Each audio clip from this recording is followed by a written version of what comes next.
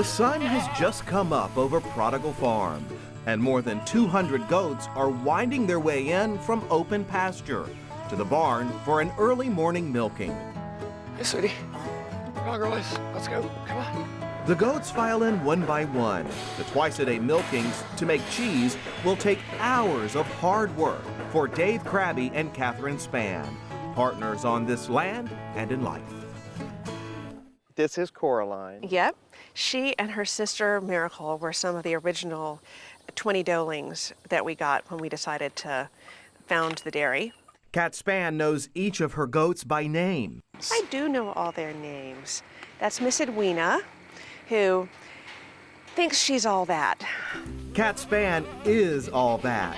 The former New York lawyer is now a goat guru. Kat and Dave left urban careers to return to Kat's native state of North Carolina, hence the name Prodigal Farm. Goats roam free on some 100 acres of sustainable farmstead land. Well, farmstead means that we produce 100% of all of our own milk on our farm. We really feel it's the quality of our milk that allows us to produce, the best cheese possible. We're self-taught farmers, self-taught cheesemakers, and we say it sort of gives us an advantage because it allows us to think outside the box.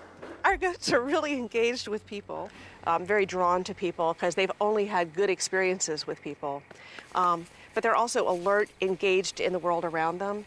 That world around them, while tranquil, is busy with 80-hour work weeks. The goat's milk is moved to the cheese-making room, churning out a highly prized product. These little darlings are a cheese that we call Hunkadora, and they have been aged for about 2.5 weeks. They are based on a French style that's called Celle sur Chair. That's sort of regional, but it's our tweak on it. The European-style cheeses ripen from the outside in, developing a more complex flavor as they age. This is the point at which I really like to send them out. And they're obviously an artisanal product. They're not some cookie cutter product.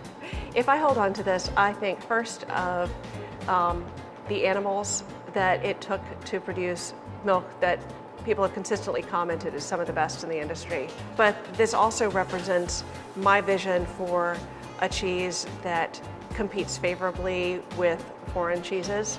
And we're really producing, as a country, some amazing artisanal products. The Prodigal Farm cheeses have gained a national reputation. They've even been served at the White House. For your law career, you went to college and 3 years of law school. You worked for federal court judges in New York City. You've done the gamut to learn the law, but the land? You actually have highlighted something that initially made me very tentative. When I came out of law school and then I passed the bar exam, somebody told me, you are a lawyer now. Right. And you are empowered to be a lawyer. And I feel like farming is really an ancient and honorable profession. And I was really bashful for a long time. I felt like I didn't deserve to be called a farmer. I felt like I had to earn that somehow, and nobody was going to tell me when I was there. But while Kat has found success in her new professional life, she's also faced challenges in her personal life.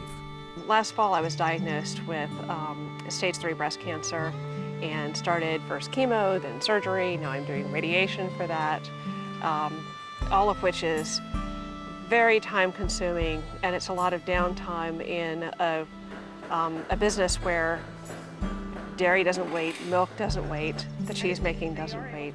But yeah, you still have to get up and keep putting one foot in front of the other. You don't have a lot of choices. One choice she has made is becoming a voice for the nation's rural farmers. That's included addressing North Carolina legislators on farmers' rights. Farmers really are out of sight, out of mind a lot of the time, and in a more and more urbanizing society, what it means to have the farming lifestyle and what the problems are that impact farmers. This year, going to close on a conservation easement on our farm, which means we will sell and donate the rights to develop this land further, so it will be farmland forever. It's kind of inconceivable to me to do anything different. To a certain extent, I think this is true of dairy farmers everywhere. To get up in the morning as the sun comes up and somehow keep going until you feel like you're going to drop at night. And you just get up and do it again the next day.